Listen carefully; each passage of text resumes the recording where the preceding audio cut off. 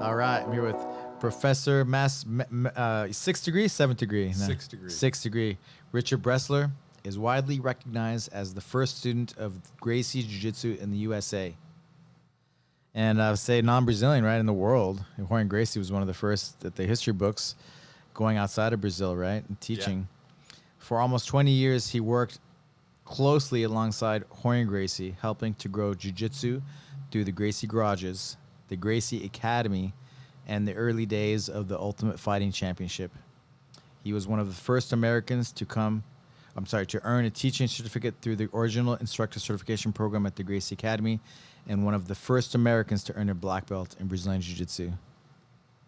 He still teaches Jiu-Jitsu and practices alternative healing in Los Angeles, California. Wow. And I didn't get to finish your book, Worth Defending, but 1979. So I was This book right here you're talking about. Yeah, Worth Defending.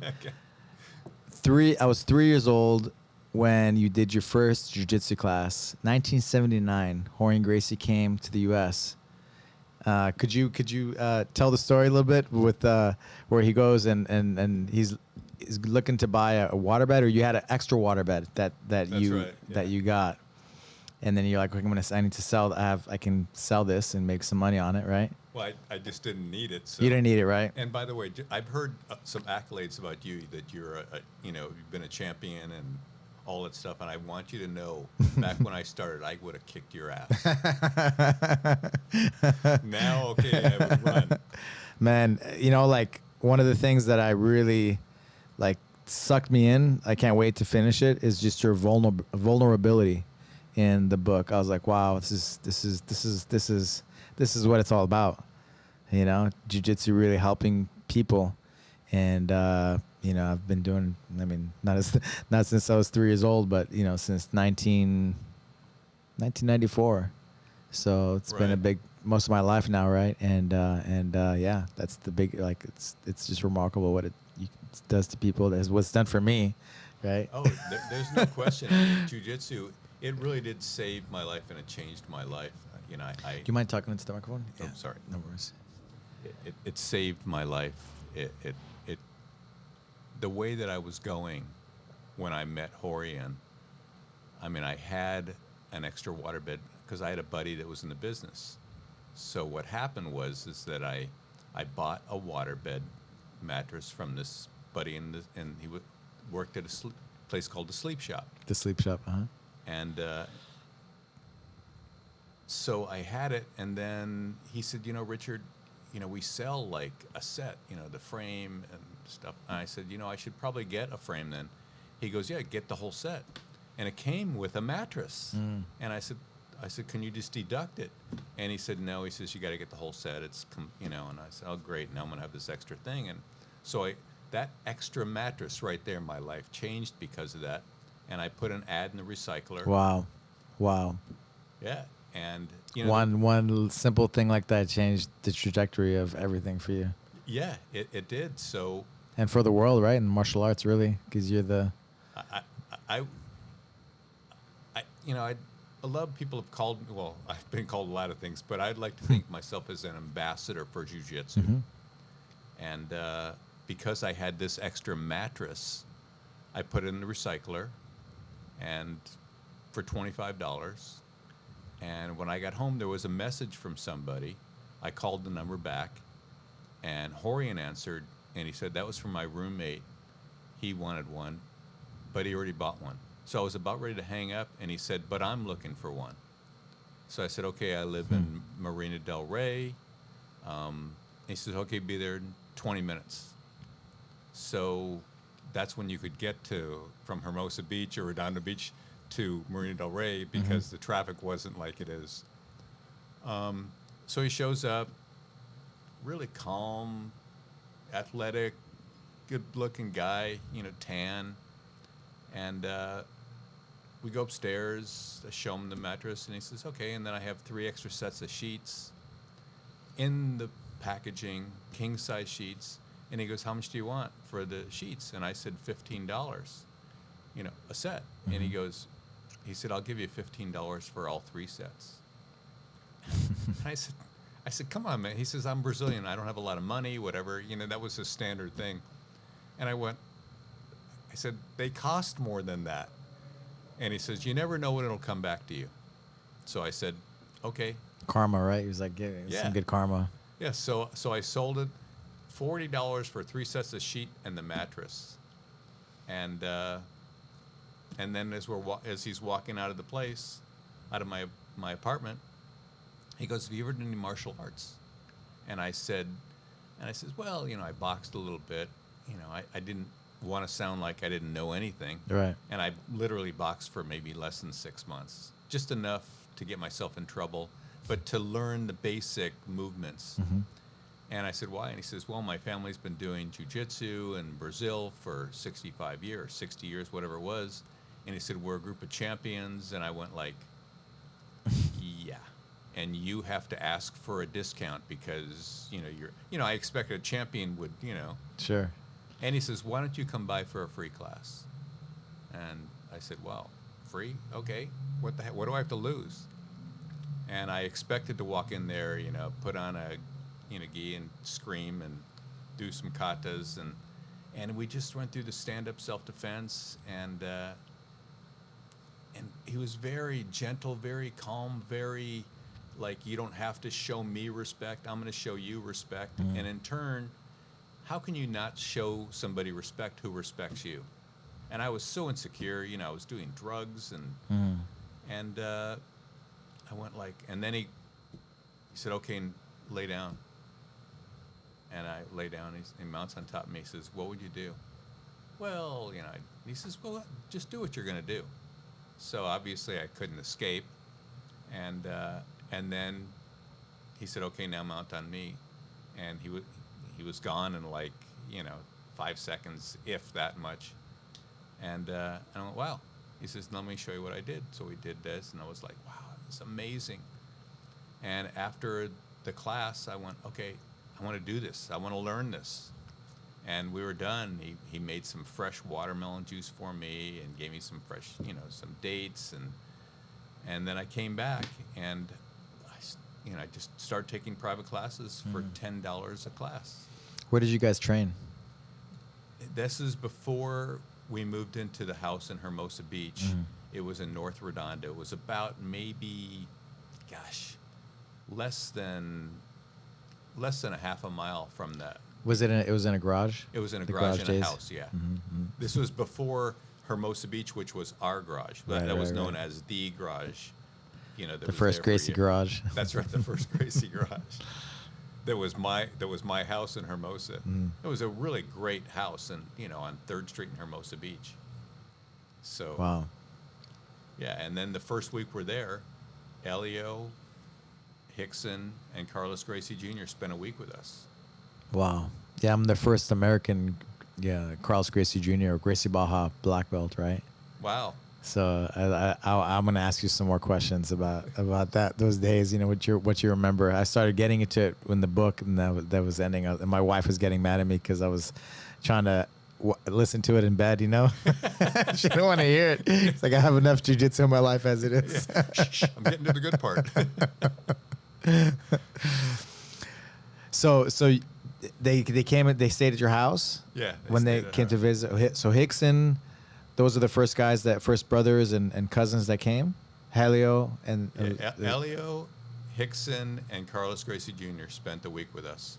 Elio got, obviously, Rorion's bedroom, and the three, Rorion, Hickson, and Carlos Gracie had, I don't know, sleeping bags. I don't remember. I mean, I was getting high all the time. So, yeah. But they basically slept in the living room. And here, wow. I shared the house with, some of the best in the world. And then I got classes. I got a class with Elio, and I got to roll with Hickson. Got a class with Hickson, and then a little bit with Carlos Gracie Jr. But it was Hickson's class that was a lot of fun, just like Elio, because here I remember Rorion comes with me. He says, Richard, my dad wants to give you a class. And I said, great. And I went down, and he was already in a gi on the mat. And I went up to Rorion, and I said, and he was younger than me now, but he was, had gray hair, very, well, thin like I am, but he was like 5'7". And I went up to Rorion and I go, I don't want to hurt your dad. And he pats me on the shoulder. He goes, I think he'll be okay. So his dad started on his back with his hands in his belt and just told him, Rorion stayed there. He says, attack him. So, I tried to do stuff, and all he did is move around. And next thing I know, he elbow escaped, swept me, and With his hands tied? with his Tied hands up? tied, I was, and then he finished me. And I'm like, I don't remember how he did it. I just remember that I had to stop. Yeah. And I was Wow. like, wow. And I was worried about hurting him. What was your first impression of his dad and brother and cousin coming in to to stay with you guys? I was really in awe. I mean, for me, and I was kind of like one of the first who coined this Jiu-Jitsu heaven. Jiu-Jitsu heaven. I mean, here I get to share the mat, get to share the place with these guys for a week. Thinking about it now, right? Looking in the past, but at the time, Oh yeah. It was, it was just something that, it was the start of a revolution that I Yeah. didn't know back then. right? Did they speak English at the time? Rorion spoke English. Right. Carlos Gracie Jr. very, very broken English. Elio never learned English, and Hickson, not really. Because I remember when I went to Brazil a year later, I went over to Hickson's house, and his wife back then, Kim, Mm-hmm. she was pregnant with Hoxton, Oh, okay. and she spoke English, and she sent me and Hickson to the store. And me and Hickson are walking down the street, and here I feel like I'm with a bodyguard, because Hickson Gracie at 19, who's going to mess with us? Yeah. And him and I would look at each other, and we'd just kind of like thumbs up because we didn't understand what each. So that's how it was. But but Rorion was there to translate, and it was pretty amazing. So you got to go to Brazil, like after, like you said, a year after. Yeah, a you guys- year after, because Rorion went to Brazil, and he He would go back and forth because in the history books, or in history books, but the kind of the videos and all the documentaries I've seen, it's like there's just a blurb of Rorion Gracie, right, coming to California, and then kind of going back and forth. Is that how it was? He was going back and forth, and when he would go back, he first time he went back, I think he borrowed $2,000 or $4,000 because he said, I want to buy some. Back then it was Jordache jeans, Champion juicers, and he said, well, the Brazilians will pay top dollar for this stuff. So he said, I'll pay you when I get back. So, I'd say, sure. So I loaned him the money. He got back from Brazil, I don't know, 3 weeks, a month, whenever it was. And he goes, sorry, I can't pay you back right now. I'm like, what do you mean you can't pay me back? He said, yeah, he said, things didn't work out like I planned, but not to worry. He said, from now on, you're going to get free classes. So I started getting free jiu-jitsu classes, free Okay. private classes with Rorion. Okay. And I got them for about 4 years, and he paid me back like a couple years later, but I still continued to get free classes. So it was definitely well worth it. And the only reason why he stopped and started charging me again is because of me. We went on a river rafting trip, and then went to Tahoe, and he had a blowout in his car, and he said, it's $80 for a new tire, whatever it was. And he says, so it's $40, Richard. And I went, it's your car. And, is that my cheapness? So when he got back, he goes, you know what? From now on, you're going to start paying for your car. I says, this was about the tire. I'll give you the money. And he goes, no, it's about the tire. But he said, I think, So karma, karma. Interesting. Yeah. Right? Hey, karma. Yeah. But even still, and not only was I getting private classes with him, but I was also helping out when he would do private classes. So I got to share a lot. I got to learn how to teach, and When you went down to Brazil, where did you train? I stayed with. Do you know who Jacare is? Yeah, Romero Rorion Cavalcante? Jacare. Yeah, of course, the guy who started Allianz and Yeah, All those lineages. Yeah, I stayed with him, and he was good friends with Halls. Halls. And so I stayed with him, and we went out. I forgot the name of the beach we went to, but I stayed with him for a week. And then I trained at the Gracie Academy in Rio, and I knew Elio was there, and that's when I first met Hoyler. And Hoyler was like maybe not even 14 yet. Wow. And they said, okay, get in this little kid's guard and pass his guard. And I went to pass his guard thinking I'm hot stuff back in 1981. And just when I really had a good tight guard pass, and next thing I know, I'm back in his guard. And I'm like, do it again. You know, did it again. And and I went, wow. And they said, oh, that's Hoyler Gracie. And I'm like, oh, okay. So I trained, you know, there like every other day when I was there, and it was just. He was at the Gracie Academy. Yeah. And Holes. It was with. Were they all at the Gracie Academy at that time? Because of how much I was still getting high, it was very vague. As far as I remember being able to meet Halls and watch him go with this judo champion who came in, and he held his own on his feet, and then when he got to the ground, I mean, Halls just destroyed him. Yeah. He was at his prime back then. Yeah.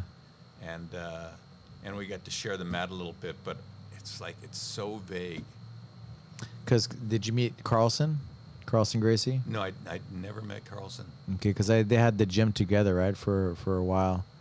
I don't know what year that was. Yeah, I'm not sure either. But then you must be friends with John Awano then. Yeah, no, John Awano. Yeah, of course. Yeah, John's a good friend. Yeah, great.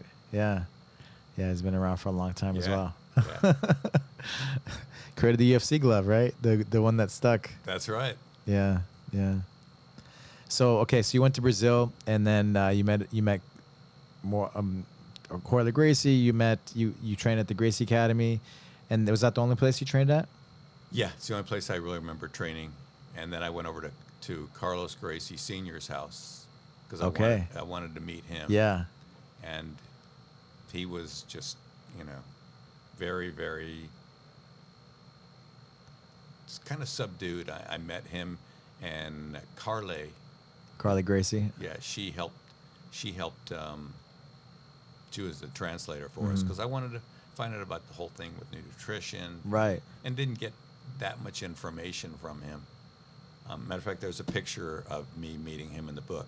Too, okay. So Helio was like the history, right? From, you know, I wasn't alive. I met Helio, but towards the end, right? But Carlos Gracie, a senior, had already passed. But you know, like he focused more on health and nutrition, right? Right. And Helio was the fighter, and he you know, competed and fought, you know, until some of his sons and like Carlson and right. Or nephew, right? Rather, took over, right? The family name, you know, representing the family name. Yeah, Carlson was the badass. So how was it? Well, yeah, you started to talk about him being focused on nutrition and showing you like the ways he was eating and what was that like? It was very vague. Like I said, there's certain things that stick out, and there's other things that don't. And I just remember that our meeting was short, and it was kind of uneventful because it's not like he was outgoing or. And you didn't speak English too, right? Yeah, I mean, Carly was there to help translate, but it seemed like he wasn't that interested. Like as much as Elio was, because hell, I was helping his son. Yeah. His first, son, yeah. He had to do all these things to help him with, everything that I was doing. He was invested in you. Yeah. So I always kind of thought like, wow, as a matter of fact, I say in the book, I've said in speeches, I said, I knew who Elio Gracie's favorite student was, and I said, it's me, And I said, that's the way that he made people feel, though. He really, if he liked you, you felt like, man, this guy. But meeting Carlos was, it as much as I was starting to get interested in nutrition, it was kind of an uneventful meeting. Right. Yeah, because of the language. I remember myself going to Brazil for the first time. Like, it's so overwhelming. So many things going on, right? Yeah. It's like a whole other How long planet. How long were you there? You know, off and on for about 5 years.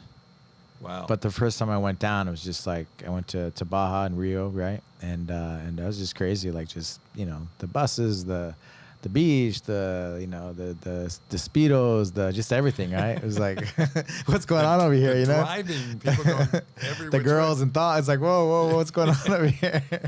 You know, the surfing, the jiu-jitsu, you know, like all these. I mean, it was already more evolved, right? It was after the UFC, so right. it was a lot more people doing it, you know. Yeah. It was part of the culture, right, of the young people. But yeah, it was just so overwhelming. Like, you know, it's like I can remember bits and pieces, you know, and it was more recent, right? But I just remember going to Brazil at the airport and then having to go through customs. I never had been out of the country up until then. And when I got there, I saw Elio came to the airport with Helson. And so we got there, and then I saw, as we drove back from the airport, I'm like holding on because Elio is driving, and, you know, we have lanes. In America. Well, they had lanes too, but it was just, nobody follows them. Well, no, they're right on the lane. I mean, he's like going, which one, so he can left or right, and I'm like going, whoa, this is kind of wild. Because when Rorion got here, stop signs meant nothing. You know, and I was like, wow, dude. I'm like, you know. So it's a different world. Yeah, it was a totally different world. Yeah. I was trying to remember about the Helly Gracie, the holes Gracie picked up. This is I guess this is later. He picked up what's his name? Oh my God, he taught wrestling. He was friends with him. Bob Anderson. Bob Anderson, yeah. Yeah. Were you friends with Bob Anderson? Did you know him? I never met Bob Anderson, and I think he met Bob Anderson. I think he went to New York before Rorion. Okay. Went to California, or Rorion went to California early, I think in the late '60s, but he was here for a short time, and then, you know, he had some stuff that happened in the '60s, and then he came back, and I think he came in '78. You know, and he taught a couple. You know, went to the YMCA. And he taught a couple people, and he taught it. But there was no regular student.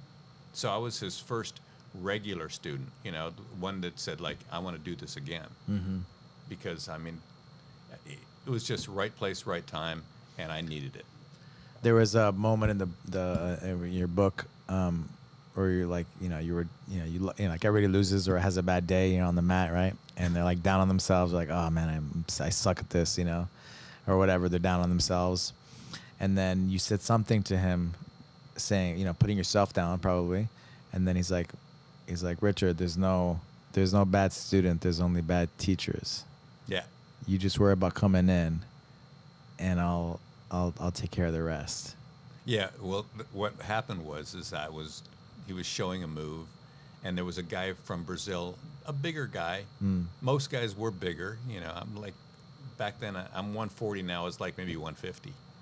And, you know, he shows me the move, and I couldn't execute it. So I was really down on myself. And I walked out to my car, and I'm sitting in my car, and I'm just sobbing, going, why am I going to do this? You know, I suck. You know, it's like a little pity party. And he came out and saw me. He goes, what's the problem? And I said, why are you wasting your time, dude? I said, obviously can't do this. I'm not going to be any good. You know, I don't know where the negative... Well, it was coming from the negative kind of crap was going on.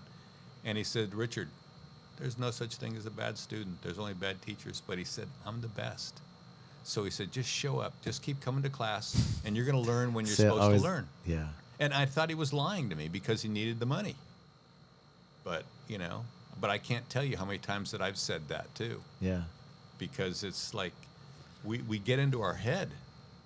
Yeah, yeah. I mean, you share in your book, right? You share about how your dad had the fast food, what was it, Chuck Burger, and he worked his butt off. Your family had a chain that he ran for many years, right? In the Chicago area. Before that, there was ice cream. Yeah, well, it came Bresler's ice cream. Bresler's ice cream was the largest independent in Chicago, and we were the top competitor of Baskin-Robbins because Bresler's was 33 flavors, Baskin Robbins was 31.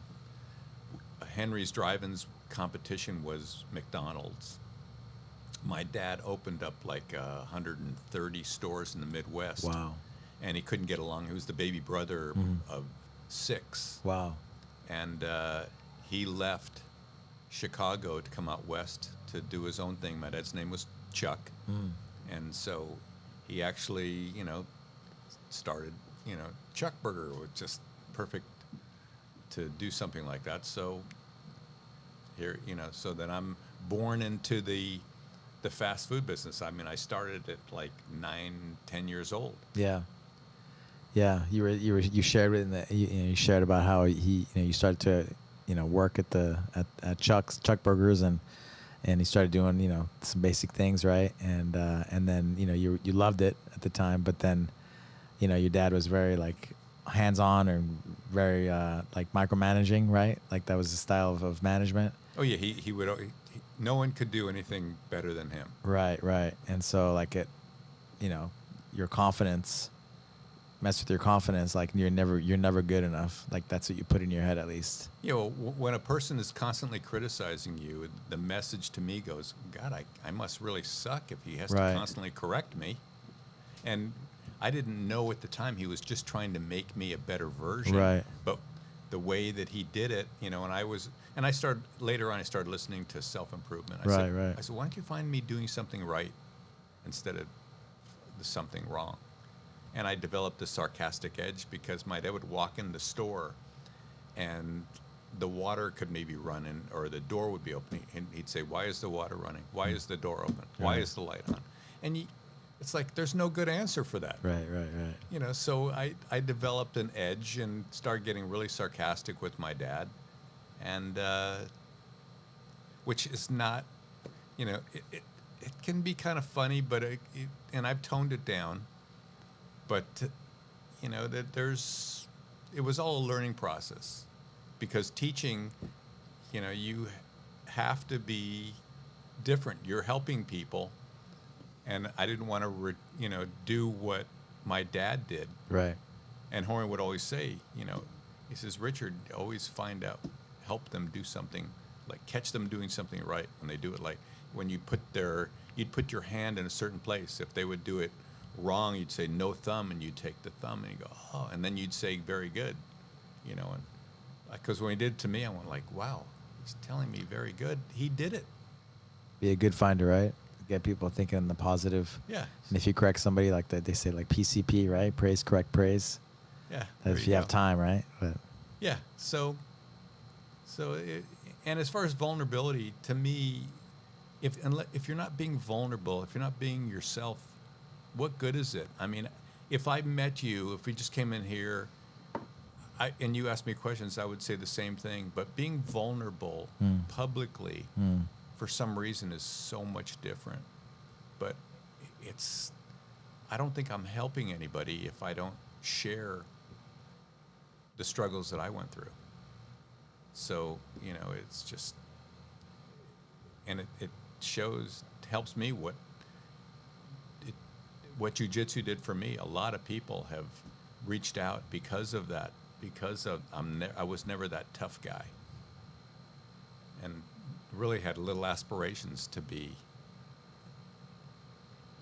When you first started jiu-jitsu, you started to, you're like, I like this, and then of course Rorion Gracie being the master teacher he is, and of course you're meeting all the Heli Gracie, all the Grandmaster Heli Gracie, and all the family. What was like?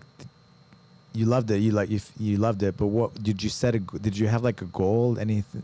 Did you any direction that you want? Any goals that you wanted to do with jiu-jitsu once you started to really get into it? All I wanted to be able to do was learn how to defend myself. Okay. That was really my goal. I didn't have aspirations to compete, even though we had small in-house places and in-house things. You had the Gracie Challenge matches? We had challenge. We went to we went out to Benakides' place. We went to a place that taught did you get to the part in the book where we went to an American Jiu-Jitsu school? No. So he says, hey, we're going to this American Jiu-Jitsu. And I'm like, American Jiu-Jitsu. and I says, what, they do Jiu-Jitsu in America? And I was like so excited. And we went in there, and they had these guys doing stand-up choreography. They'd throw a punch, and then the guys would catch the punch and turn around, and then they'd look like kind of like Aikido. And I'm like, I says, this doesn't look like Jiu-Jitsu. And Rorion just, so we met the teacher, and he says, look, and we went over. I was a fresh blue belt, and all the rest of the guys were either blue belts or white belts. And Rorion says, look, what you do works really good, but maybe I can show you a couple things over here. And the guy was a black belt. And so he says to Rorion, he said, look, why don't you and your black belt come with me, and the other guys go over there, kind of like dismiss us. So I start to go over with the guys. Rorion grabs me by the sleeve, and he pulls me over. He says, Richard, he says, come with me. And I'm like, Rorion, he said black belts. And he whispers in my ear, he says, trust me, you know more than these guys. And I'm like, oh, holy crap. And so I went with him, and I had my blue belt on, and Rorion says, look, what you do works really, really nice, but what would you do if? So he says, my friend, why don't you lay down? He says, this is Richard, mount. So he says, what would you do if you found yourself on the ground like this? So I'm mounted on the guy. The guy reaches up, and he puts his two fingers here, and he pushes down. I feel pressure. So immediately I just sat up higher. And the guy grabbed my gi, and the guy was he was much bigger than me. And he took me, and he just threw me. As I was falling, I snatched his arm. And as I was catching his arm, Rorion let out this loud clap, and I looked at him, and he just said, waved me off. And I was like, I had the guy in an arm lock. So he just said, just trust me. So I said, okay. And he says, look, he said, because of your size, you could throw somebody off with power, but I said, I'm looking for something technical. So he says, so Richard, why don't you lay down? And you mount on Richard. So the guy, and he says, hold him down. Don't let him escape.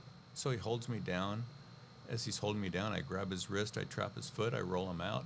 And then the guy goes crazy again because I'm in his guard. And Rorion says, stop. He says, the fight would change right now. I just wanted to show you the technical stuff.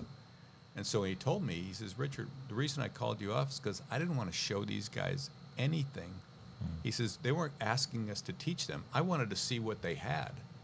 And the guy was a black belt. I mean, if I was a blue belt, and if I'm mounted on top of you, I'm not going to stay there very long. And vice versa. If I got mounted on by a black belt, that's probably where I'm going to die. Yeah. So, I saw things like that. I saw other little things when we went to other schools. Back then, it was more of a challenge. He wanted to see, what was good out there, and he started making enemies because, a lot of them would turn into fights. Yeah. And he said, Richard, I don't want to make enemies. He said, you can make enemies. So he basically I was the unofficial shit starter for Rorion. He wanted to show the effectiveness of Gracie Jiu-Jitsu, right? Just like the culminating to the UFC. Yeah. That was the goal always, right? To spread his family's art. Yeah. So, and I never really felt bad. I was talking to Hidon and Henner, and I said I was always kind of trying to instigate something because I wanted to find out who the real tough guys were because it didn't matter how tough they were, no matter what happened. Rorion, every time I ever saw him do a challenge match, he never hit anybody. He would give them maybe a little slap or just to make them get distracted, but he never hurt anybody. He choked them. If they had a gi on, collar choke. If they didn't have a gi on, he turned them over and he rear naked choke. Naked choke. And it was gentle art, right? Yeah. He really showed the gentle art. Yeah. So you could beat somebody without having to hurt them. Yeah, and this is what my experience in jiu-jitsu was because they were trying to make a name for themselves, and that's where the culmination of the UFC Yeah. So what was it like? So you moved in. You guys moved in together, and then what was the process going to opening up the first Gracie Academy, first Gracie gym in America? Well, Rorion, after he had 4 garages, he had Hickson in one, Hoyce in another. He had So he set his brothers up in different garages. yeah, Okay. and the Machados were in a garage. They lived, I think, Hegan, Carlos Machado, and those are and John Machado. Those John are the Machado. 3 that I would go over because I would go to different houses and take a class. And after doing articles for martial arts magazines, and he finally came to me when he had 3 or 4 garages that were constantly going. He says for us to get any, and plus doing seminars. He says, Richard, if I'm gonna take this thing any further, we have to have a school. And I said, I agree. And I said, what's the problem? And he goes, and I says, well, yeah, I mean, get some money. He says, Richard, come on. I'm like, what do you mean? I'm Brazilian. I don't speak English very well. That was his thing. So basically, I had about 40 grand. I said, how much do you need? He said, I need 60. So I went to my parents and I said, can I borrow 20 grand? What for? I want to help Rorion open a jiu-jitsu school. What? And so I borrowed 20 grand from them plus my 40 because the bank would only give him a $60,000 loan if he had $60,000. So my money got us the loan. We went to the bank in Torrance, and they gave us the loan, and the Gracie Academy on Carson Street was born. Wow. And it was amazing how all of a sudden it went from, but as busy as we were back then, running a business was so much different because here we're in, where it was private classes and then maybe you'd have a small group on the weekend. Here, now we had to do like private classes plus you'd have group classes. Yeah. So, and there was about 3 or 4 times where the sheriffs came out ready to close the door because we couldn't pay the rent. Because he had Hoyler, Hoyce, Hickson, and himself. How are you supposed to pay the living expenses of those guys in jiu-jitsu classes? Especially before anybody knew what jiu-jitsu was, right? Yeah, I mean, we had a waiting list, but still, we weren't, like, packed. And we didn't get really busy until after Wild Promotions, which was the parent company of the UFC. They were right down the street, and they took investors, and I invested 10 grand. My mom and dad invested 10 grand, and it was after the first UFC, where after Hoist won, we start getting all these people wanting to take classes, and the room upstairs of the Gracie Academy was vacant. And there was a huge room up there. So Rorion said, okay, I'm going to rent that out too. And then we went from barely making it to classes were packed. And by then, I mean, packed was 30 people in a class when we were having 6 to 8 normally. So, I had just, got my teaching certificate. And so here I went to, and making a decent living teaching classes and doing privates at the Gracie Academy. So it turned out pretty nice. Interesting, right? People always see like, oh, they made it big, the UFC, this, that, big contracts, but they don't see the getting evicted, right? Almost getting evicted from the space. And the whole thing. I mean, I've asked people, I say, look, do you know the history of jiu-jitsu, how it started? And they go, yeah, I think after the UFC. And I said, no. I said, the UFC was 93. There was 14 years before that. 14 years. People don't know the history because they're not really interested. They're just seeing jiu-jitsu's popular. Let's go into a school. Mm-hmm. But they don't know why they're doing it. They don't know how it's relatively new. Mm-hmm. Mm-hmm. And I just like to have people kind of know a little bit about the roots here in America. Stuff in Brazil, yeah, there was different sides of it in Brazil, and the Gracies tell their story, but like I know who Robert Drysdale is. Of course, yeah. Yeah, and I've phenomenal book. Yeah, Yeah. books now. Yeah. So I've talked a little bit to Robert, and we've talked, and so and I said, look, I don't know. All I know is what I was told as far as Brazil, but in the U.S., I lived what was happening here. So yeah, I got pretty much to be an authority because I saw it right before my eyes. You don't have to believe the stuff that I'm saying, but I take pride in being as honest as I can. I mean, I saw the things with Gene LaBelle when we went to the judo schools. And a lot of people, because Gene died, they don't like some of the things that I had to say about him. Yeah, interesting. I'm interested in that. Was Gokar there too at the time? I don't remember Gokor, but I remember. You remember the movie, of course, Enter the Dragon? Right. Well, there were 3 stars. John Kelly, Saxon, I forgot. John Saxon, Jim Kelly, Bruce Lee. Mm-hmm. Well, John Saxon was a student. He was a brown belt in judo. He became a student of Rorion. And Jim Kelly became a student of Rorion's. So that 2 of the 3 co-stars for Enter the Dragon became students. And so since John Kelly was doing judo, he invited us down to some judo, I think LACC had a judo club. So we first went down there, and I was just watching Rorion on the mat with these guys, and it was amazing because Rorion was looking around the room because he wanted to find the toughest guy there. Was that Gene LaBelle's place? I don't know if this was Gene LaBelle's or if that came after, because he wasn't there the first time.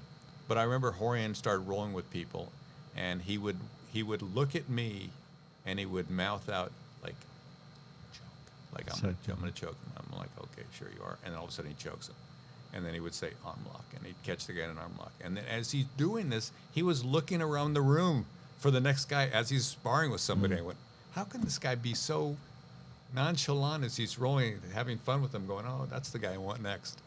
So I saw that, and I was going, that's pretty interesting. And then a couple years later, that's when we were invited, and we went to, Gene LaBelle wasn't there the first time. He was there the second time. But skipping ahead to the second time, I was still a blue belt. I was a blue belt for 6 years. And the guys were, Hoyler, Hoyce, Hickson were rolling with some of the other guys. And the only one that really was not a black belt there was a masculine-looking female. So we rolled a few times, and she was definitely my size. And every time she got in my guard, I took her back within, I don't know, half a minute. First time I did it, she resisted, and I just put the choke, and she tapped. The second 2 times right after that, I got her back in, and she, as soon as I got there, tapped. So, I said, okay, well, this wasn't much of a challenge. Then one of the black belts, again, a bigger guy that, I don't know, for some reason I was just tracking these guys. And so he says, hey, let's roll. So the guy, strong. They think you're easy prey, right? The smaller. Well, the thing is, he pulled me down, mounted on top. And, because they did have a sense of what to do, but he couldn't finish me. And he was going for a neck crank, and he was on top. And I'm like, as he's like really close, I'm in his ear, and I says, I might not be able to escape, but you're never going to tap me out. And it pissed him off, and he just like squeezed. And finally, after like 30 seconds, Rorion said, look, so he can't escape, but you couldn't finish him. So I felt a little dejected, but when I look back, I go, well, the guy couldn't finish me. So I went and sat, kind of like thinking about it. And Gene LaBelle walks up to me. He says, hey, kid, you want to roll? And Gene LaBelle, I mean, the guy was easily 220. And I went, no, but and I pointed to Health Center. I said, one of those guys would love to roll with you. And he walked in a different direction. And I was like, wow, you'll take me to the mat. And he was kind of notorious for wanting to hurt somebody if you kind of, so I just, you know, look, if the black belt did this with Gene LaBelle, you know, so I just said, you know, no, thank you. But when I saw him walk away, and that's what I put, you know, there was a thing on YouTube, and I said, no disrespect to the guy. This is what I observed. Yeah. So, you know, and he even, when Rorion told me, he says, you know, he never did. He talked to Rorion on a movie set. He says, yeah, come down, you'll roll with us. He never did roll with him. So, and then the day we went down there and the day that the Gracies kind of dominated them, he said, oh, you came down on a Monday night. He said, that was when all the guys were there, whatever. He says, the Tuesday night were the tough crowd. You know, so, and then, you know, and Gokor said some claims that after the UFC started, he, you know, told that he wanted to be in it, and he said that they didn't want him to be in it because it was too close to jiu-jitsu and they didn't want to take a chance. And I asked Rorion, he says, Richard, that never happened. You know, so they wanted to, they had their ego involved. They would have said, Dick, bring it on. You know, so that's the only part that I know about. And if it happened, you know, it happened. I don't know. Yeah, it's interesting. Like, just, you know, my wife's Armenian, and so I'm connected a lot to the Armenian community, you know. So Gokar is, you know, he's done a lot of work for a lot of, you know, been teaching for a lot of years, right, in the LA area. And the guy's a tough guy. And I mean, Gene no LaBelle, doubt. yeah, for sure. And they've been around, and they're tough guys, you know, they prove themselves in the UFC, like a bunch of guys, right? And yeah, but the history is very interesting, because I have a lot of friends that were around those days too, and they saw, like, Gokar to go training with the Gracies, and they saw what happened, you know, on the mat, you know, on the ground, you know. So it was, you know, different level, and you can't. I mean, that's the reason why Gracie Jiu-Jitsu exploded around the world, because it was, you know, it was superior than anything out there. And, you know, little Royce Gracie having 3 fights in one night multiple times and winning like he did. I mean, come on. What is that? You know, it's different, right? It's different than anything out there. It's different than judo. It's you know, different level, different thing. Yeah. In a way, almost. Even though the roots are the same. Right. But Helio, and, you know, the family, right? Adjusting it and evolving it, and, you know, making it what it was. Yeah, because especially from Elio's side of the family, that wanted to make it a self-defense. But also having somebody like Halls and Carlson, who would, back in those days, you know, you wanted to fight. It's like, okay. Yeah.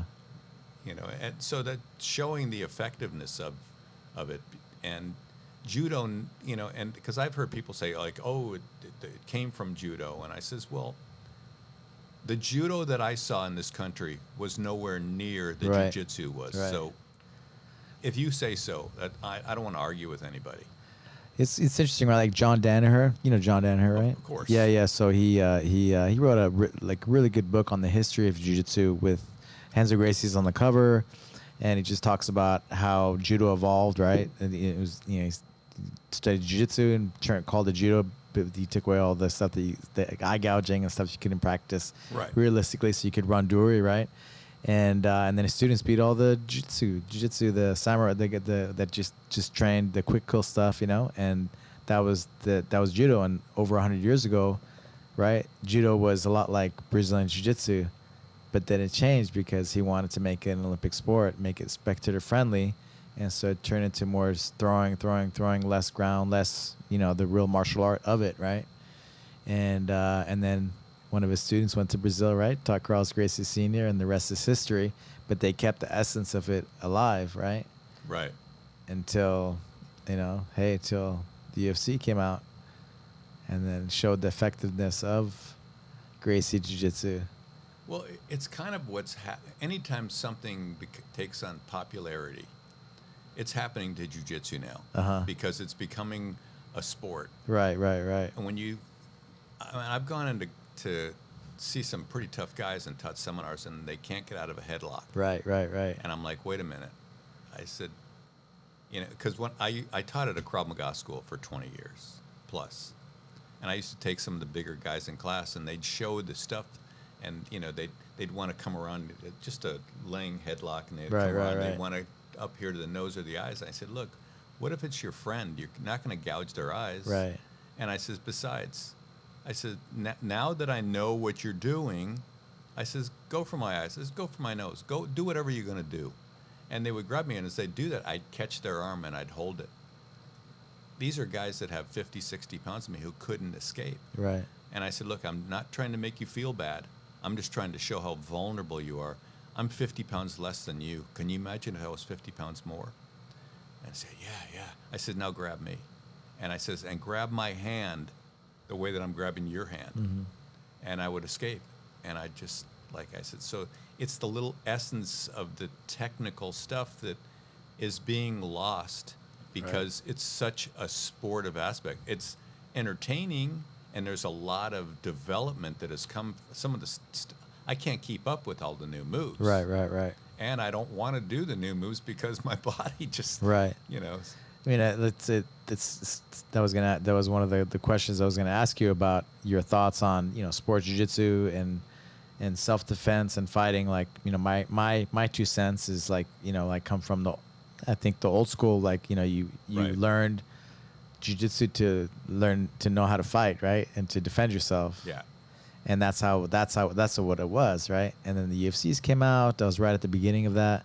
And I was representing jiu-jitsu too, like that, even when I fought MMA in those earlier days, But a lot of it, not a lot of it, but it's gone in different paths, right? Different roads. And there's definitely like a sport jiu-jitsu. There's like kind of MMA, and like even the self-defense thing is kind of being like, it's not important, but it's like the base of everything. Right. You can know how to do a barambola, but do you know how to defend yourself in a fight? Yeah. Some basic strikes, basic, takedowns. Guys that are like world champion jiu-jitsu guys, of course they're gonna know how to do like those things. But still, like you can't, especially teaching beginners. Do you know how to escape? That's the stuff they need to learn, right? Yeah. And then that's the foundation. And that's when I was reading your book. I was like, wow, that's the right way. You really learned the right way. Those fundamental things like buck and roll, how to, umpa, and just the basic. And so that really sets you up for success to be a lifetime jiu-jitsu practitioner. Right. And to be able to teach it. And one of the things that I keep telling people, because I hear other guys in jiu-jitsu, without mentioning any names. Right. But one of the things they say is, get to the top position, or jiu-jitsu is about defending yourself and then being able to, wait till the guy gets tired and then maybe catch him. And I said, wait till you get older and when you don't, I'm not training, I teach a lot, and I know the fundamentals inside and out. But I'm also 71 years old. Mm-hmm. And I've taken good care of myself, and I might not look 71 compared to but I said my body is still 71. So when I think about getting in a fight, I'm not thinking about catching anybody. Mm-hmm. I'm thinking about just defending myself. I just want to be able to walk away, and if I catch somebody, great. But I don't want to get caught, and I don't want to get hurt. So I'm thinking jiu-jitsu is a self-defense, and it's being taught some places as a very aggressive art. I like to call it likened to high school wrestling. High school wrestling has a short life because you can't sustain it unless you're young and you're very strong and you're fit, and you're going to get injured a lot. So guys that can do it in their 20s and 30s, but I have guys now that just go, I'm not recovering well into my 30s. They go, I'm not recovering. I says, well, maybe you need to change your school and change your attitude about it, and choose your school and choose your training partners wisely. My gosh, who was that? Was that your daughter? Oh, it's Nelson. Nelson's Okay. daughter. Yeah. What a cutie. he brought his whole family here. He's from Brazil. right. Shout out to Nelson. Yeah, so it's a defense, and that's what I'd like to make people aware of. It is a self defense, especially as we get older. Yeah. It's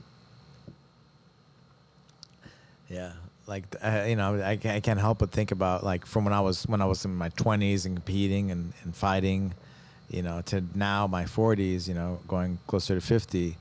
My intention is just I want to stay healthy and I want to keep doing it, So my goals are a little bit. Of course, I like to compete and stuff too, but just to to challenge myself to keep Right. myself sharp, right. But my intentions, my goals are different, right, in training now Right. than when I was in my 20s. I was definitely Absolutely. trying to prove and do certain things. Of course. I mean, that's part of evolution too. Right. We change our attitude, but and the way we do things. And if you're not, I hear so many people. I mean, because of the book, I get contacted, and people are like, I hear about all these injuries and the way they're training, and they want to walk away from jiu-jitsu. I have a buddy in his 50s, got his black belt, gosh, I don't know, 9 months ago. And he said, Richard, he says, I don't know if I can do it. And I said, dude, forget about going with the 25-year-olds. I said, even though you're big, you're 6'3" and you weigh 205. I said, your body is still, I said, just do it for the training, do it for the fun, learn some moves, learn how to relax. And I says, when the guy's going to compete, find a different partner. If you love jiu-jitsu, you have to change your approach to it. I mean, I love it and I want to stay in it. I want to be on the mat as long as they'll let me. As long as they keep coming for classes, that's how long I'm going to stay on the mat. Seems like Rorion Gracie stayed on the mat till the end, pretty much, right? Yeah, I remember rolling with him when he was in his mid-80s. Wow. And I think back then I would think it was a pretty much well into a purple belt. And I remember he didn't speak English, so do you know who Mauricio Zingano? Yeah. Yeah, Mauricio was in as a translator for us. Okay. And as I'm rolling with him, he's in my guard. I wrap his arm. I'm going for the choke with armor on, So as he's there right now, and I'm holding his neck, keeping him in close. And I said, stop. He says, what? I said, can you ask him what he's thinking right now? So I'm holding him, and he says something in Portuguese, like, what are you thinking? And then he tells Mauricio says to me, he said, he's thinking that you're thinking you're going to catch him. I went, okay. It's... So I remember, Saul Ribeiro, right? Yeah, of course. Yeah, he was telling me just old school Rorion Gracie stories, and he was just, till the end, he was just fire. You know, like, you can't beat me, you can't tap me, And so that was his winning, and he maybe didn't, wasn't passing the guard or whatever, dominating, but he was like, you can't beat me, you can't tap me. His defense, that was his mindset, So always a way to make him win and challenge himself. Yeah, like hit on Henner would tell me, he says he'd be down on the mat, and this is when he was in his upper 80s, and he'd kept guys coming. He'd say, okay, mount, tap me. And then, they couldn't tap me. Obviously, they could do stuff to hurt him, but technically they couldn't do anything. Right. So a lot of times what I'll do is when I'm on the mat with guys, some of the guys in class that are like purple belts, I'll go like, attack me. I want to see if you can surprise me. And, whether I can escape or not, I'm teaching all these guys, it's harder. But the one thing that I'm having success with is that it's very hard for them to tap me. So I kind of like, he really put something in my mind. I was never, ever like his, but I just remember that kind of mentality. That's it. You find a way to win, right? You're in your head, like, how can I win? Yeah. I can't win by, maybe it was a takedowns, and I'm not going to win takedowns, but can you tap me? And so that was the way to stay in there where he could win. And I want to shut the guard down. If I'm in someone's guard, I don't want to think about passing. I just want to shut it down and make sure it's hard for them. Yeah. Yeah. You know, your mentality changes as we get older. I mean, Yeah. it's so, you know, but it's fun. Yeah, that's it. Oh my God. What are some like just vintage moments that you relish with the Gracie families in the 80s, you know, 1980s? You know, there's so many. It's just being in the house and just spending the time that I did, you know, and being picked up from, like, I keep thinking about getting picked up from the airport, you know, from him, because I went like, wow, this In Rio. in Rio.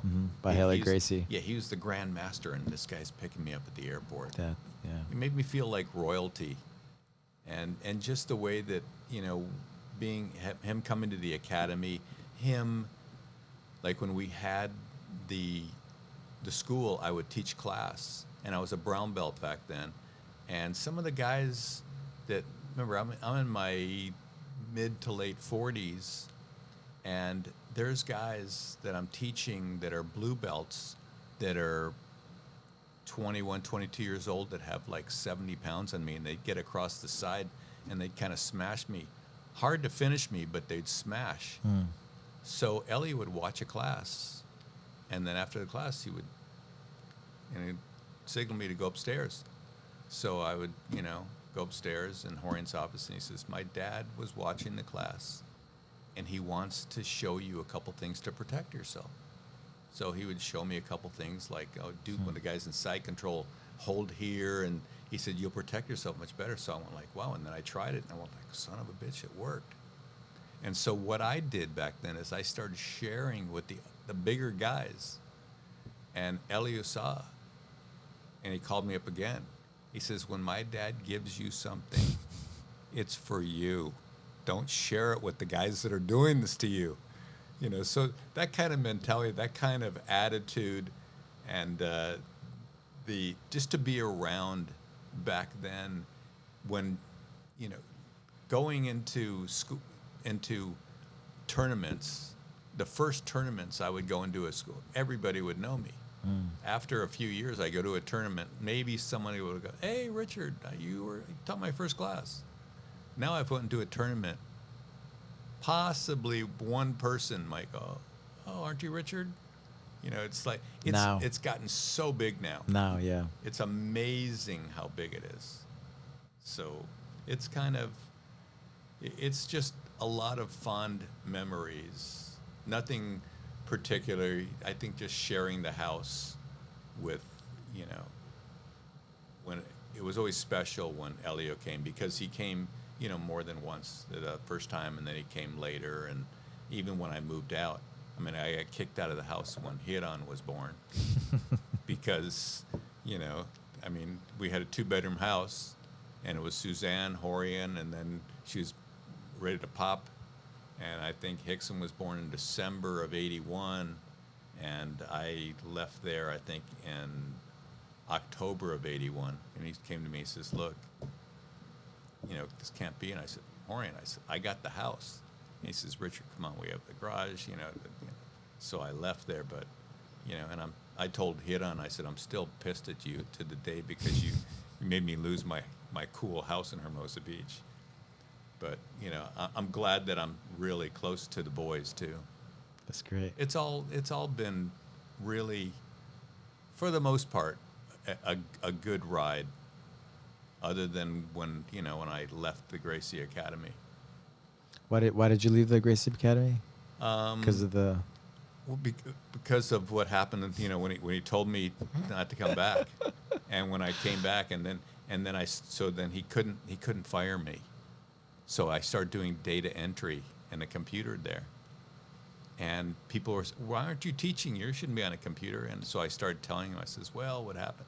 So he fired me for that. He says, Richard, you were kind of creating a little mutiny by kind of making it sound like I was the bad guy, you know. So I left there, and I, because you were hurt, right? And you were like I can't. It's hard for me to teach.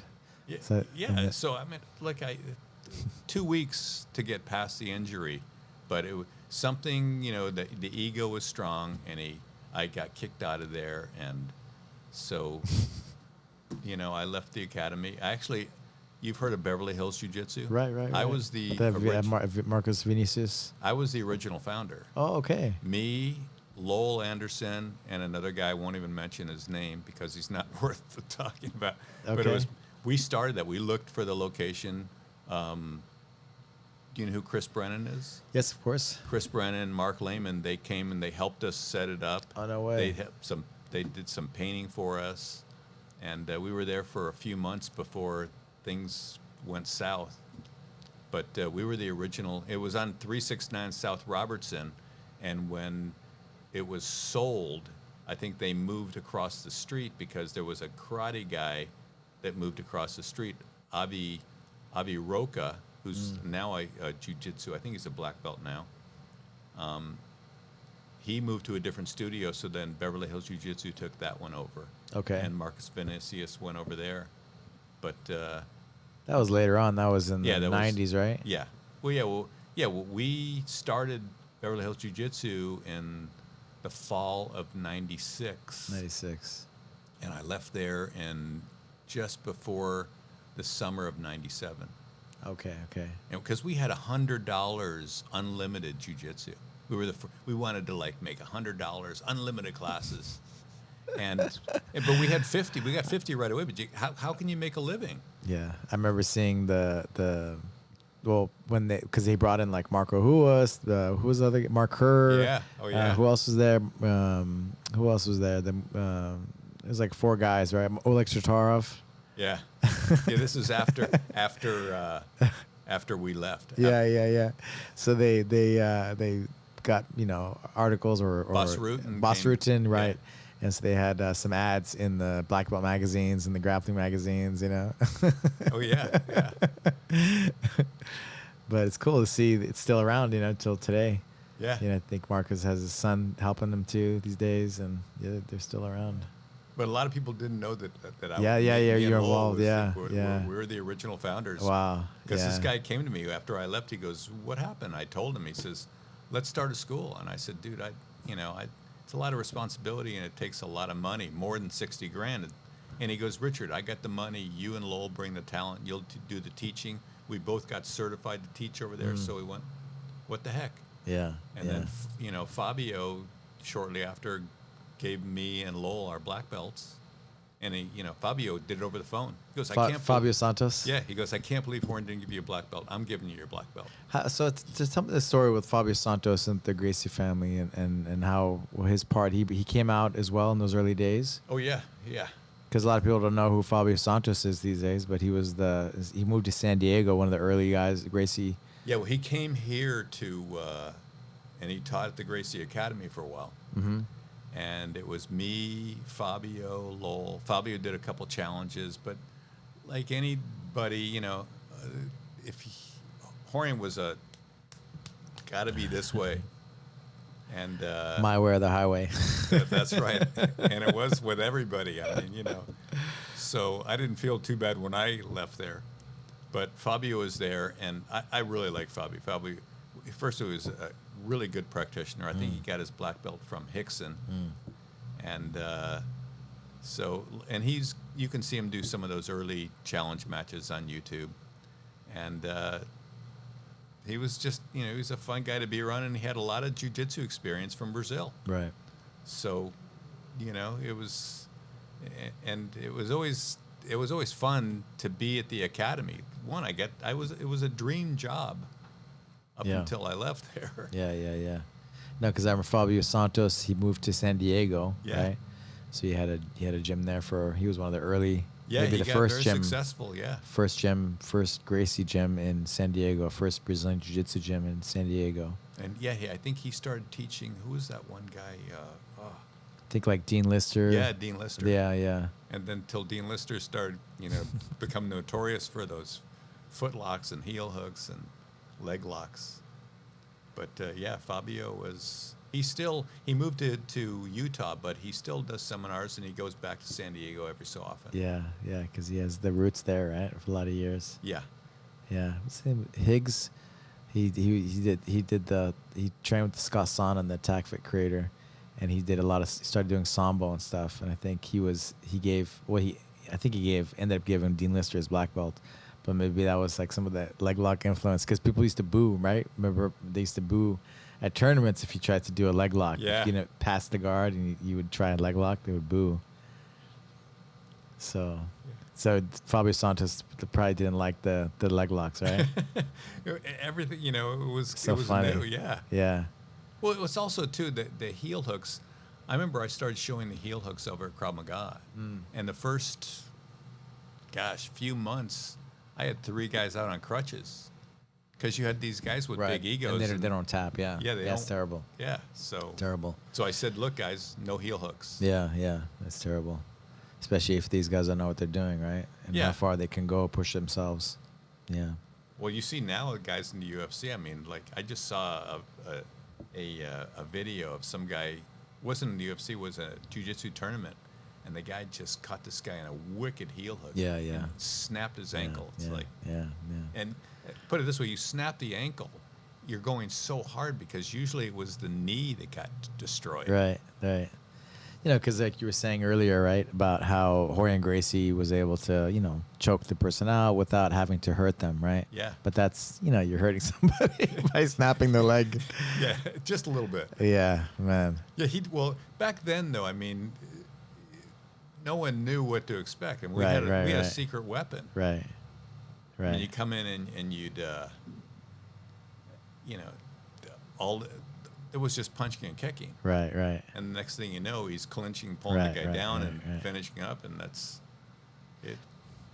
Did you ever watch Haile Gracie training? Not so much training, but just doing little stuff on the mat. I mean, I don't know if he really trained a lot, but he would just do situations. Was he in his 60s by the time you met him? Yeah, I think he was about 65 when I met him. 65. Okay. Yeah. And he was doing just like really. He started focusing when after Hidden was born. He would come back and forth, and they would go to Brazil.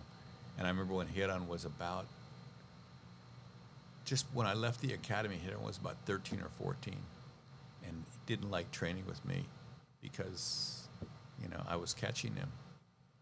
And I tell Hidden, I said, I'm so glad I was nice to you then, because I never, I would always catch him technically. Yeah. And he got so good after, because his grandfather would come and take the toughest guys in the academy. Yeah. And take him and he'd say, okay, mount on Hidden. Yeah. People don't realize how tough Huron is. Oh, Hidden is. He's a top competitor. Yeah. The who's who. He's mastered the trap and roll like no one else. I mean, I use elbow escape. He is, Chris Saunders, who's a friend of mine, who's Hickson's first black belt in the U.S. He, went over and had a class with Hidden about 10 years ago. And he goes, Richard, he says, I'm a Hickson's first black belt. He said, I felt like a white belt rolling with Hidden. 10 years ago, especially. Hidden was, when he fought Andre Galval, and all my students were going like, oh, man, your boy's going to get hurt. I says, don't underestimate Rorion Gracie. And, and he just stayed relaxed for like the first 12 minutes, because he didn't want to play that game. Because he himself said, look, he says, that's when I'm going to get caught. He says, trying to compete with somebody, play their game, he said, when I don't have to. Right. And so many of my guys said, oh, well, yeah, he's playing defense. I said, oh, yeah, you go play defense with a world champion and see how long you last. So, Hidden and Henner, they're both really talented guys. So, but. No, for sure. Huron is I know Huron because I used to follow him, and he beat the who's who. And Andre Galval, he wasn't so active anymore when he competed with Andre Galval by that time, Yeah. But I know he was like the top of the food chain. Yeah. As far as everything. Yeah. Jiu-jitsu wise in the world. Yeah. He was at one point going to go into the UFC. Oh yeah. But I think that dad is like, nah. Well, no, I think they talked about it because he kind of was saying, yeah, but Hidden and Henner said, you know what, that was the generation before us. Right, to prove the effectiveness of it. Yeah, we want to show the teaching why we're doing it. Yeah. So yeah, that's it. Different. You're a different place now, right? Yeah. So to spread the the art, the Yeah, I family's mean, art. when you go in there now, now you're competing against other guys who know your art. So now it's just an ego thing, to see if you can Yeah, win. but everybody's had to learn jiu-jitsu, Absolutely. or else you're not going to be fighting for long, right? In MMA. Yeah, no kidding. Yeah. Yeah, so What are you most grateful for in your jiu-jitsu journey?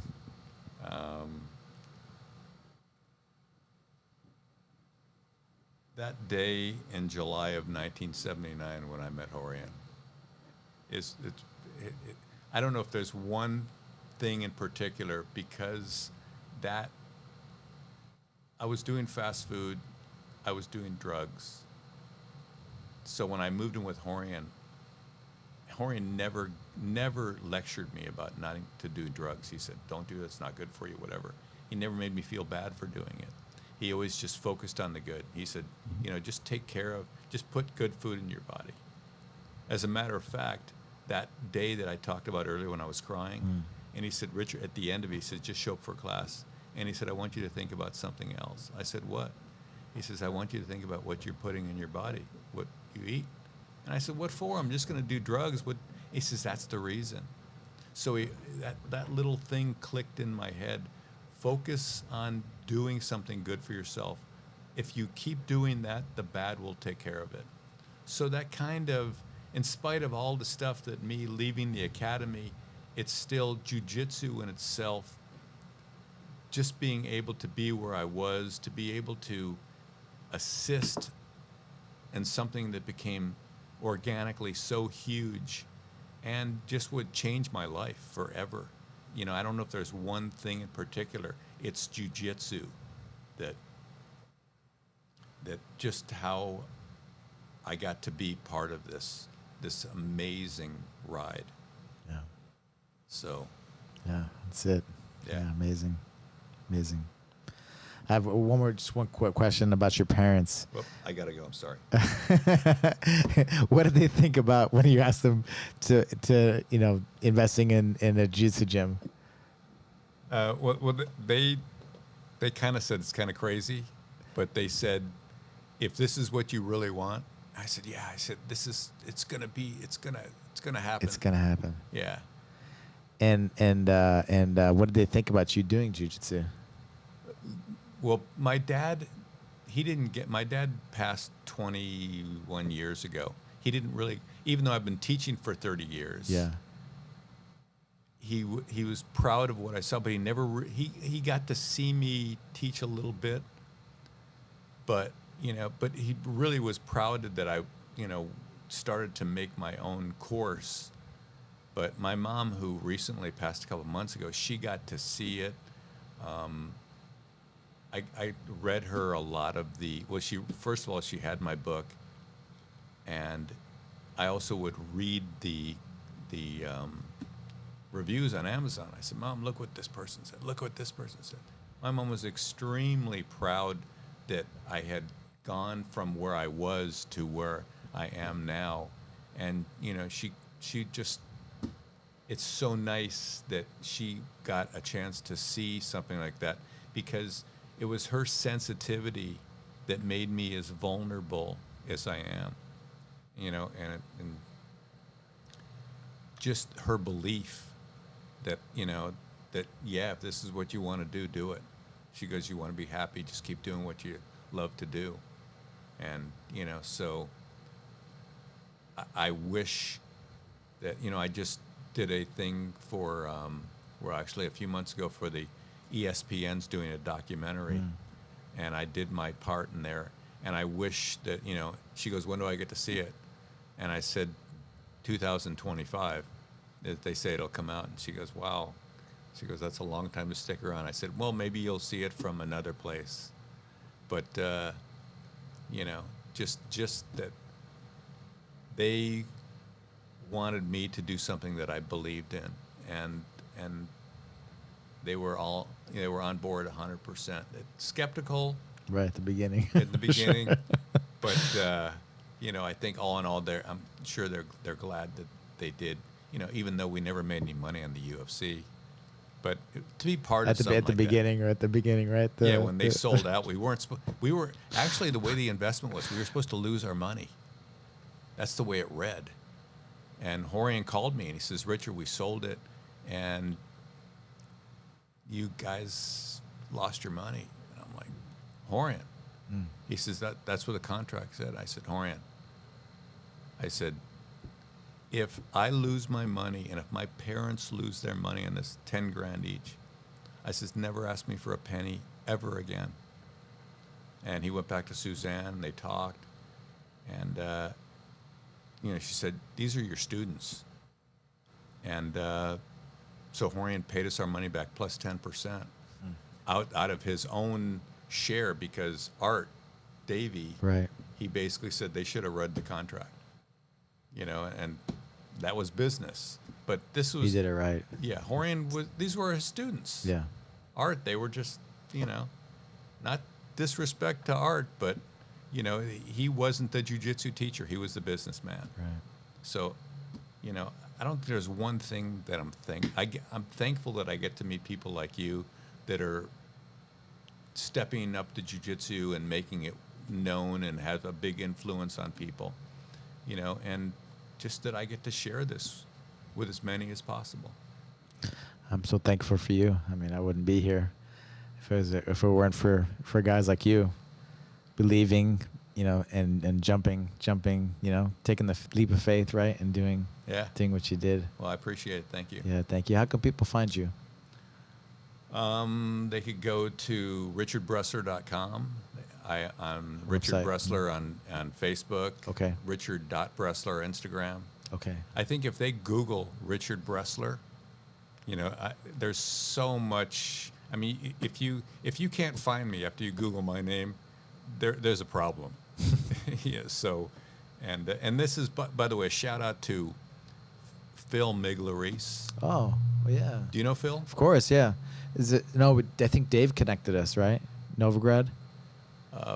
Possibly. But I think Phil was trying to connect us as well. Yeah, Phil, you know, is Helson. Balance. Yeah, balance. And when I In Philadelphia. Yeah, when I talked to Phil about the book, and he said, you know, we talked, you know, because him and I are pretty good friends, and he said, Richard, do you have a website? And I said, no, I don't. And he called me 2 days later. He said, now you do. And he made me a really nice website, and I went to, you know, and he says, right now it's through Balance, and he says, but wait a couple months, and we're just going to feed it everything to you. And so now richardbresler.com is something that he created. I mean, I was blown away. And he said, you know, dude, you've done so much. He said, it's just my way of like helping you out. So Awesome. yeah. Karma. Yeah. You know, I'm happy to be part of that. So Thank you. thank you.